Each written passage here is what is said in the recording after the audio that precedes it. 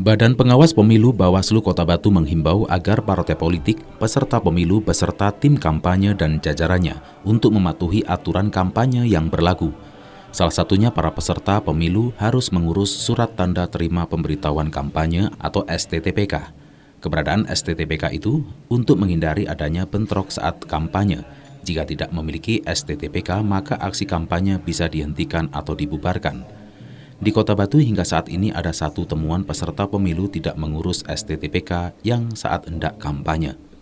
Koordinator Divisi Hukum Pencegahan, Parmas dan Humas Bawaslu Kota Batu, Yogi Eka Khalid menyatakan, STTPK merupakan salah satu syarat untuk melaksanakan kegiatan kampanye, baik kampanye dengan pertemuan terbatas dan lain sebagainya.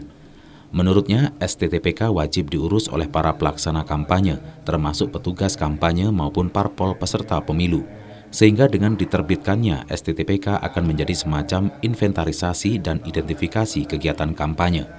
Sehingga nantinya Bawaslu, KPU, dan Satintelkam Polres Batu bisa melakukan pengawasan terhadap kegiatan kampanye yang dilakukan untuk dapat meminimalisir potensi konflik yang ada maupun pemenuhan aturan. Untuk memudahkan pendaftaran, Bawaslu bersama jajaran Intelkam Polres Batu dan KPU Kota Batu sudah punya helpdesk sebagai tempat komunikasi bersama, sehingga setelah pendaftaran STTPK bisa diterbitkan sesegera mungkin.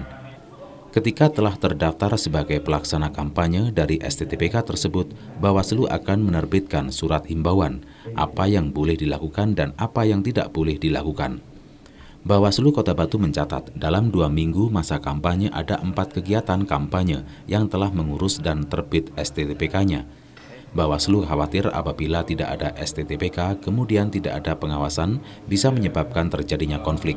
Untuk meminimalisir hal tersebut, pihaknya meminta kepada seluruh peserta pemilu, baik caleg DPRD Kota Batu, DPRD Provinsi, DPR RI maupun calon perseorangan anggota DPD untuk mengurus STTPK.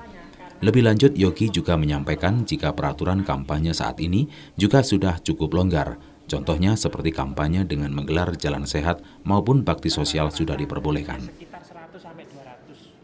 STTPK itu merupakan salah satu syarat untuk pelaksanaan kegiatan kampanye, terutama kegiatan kampanye yang pertemuan terbatas ataupun tatap muka.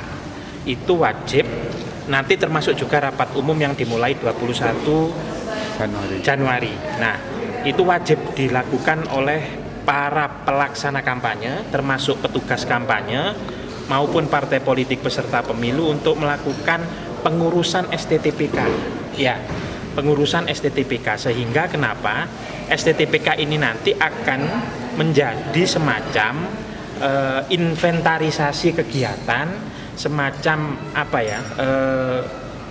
identifikasi atas kegiatan-kegiatan kampanye, sehingga nanti baik Bawaslu maupun KPU akan melakukan pengawasan terhadap setiap kegiatan kampanye yang dilakukan.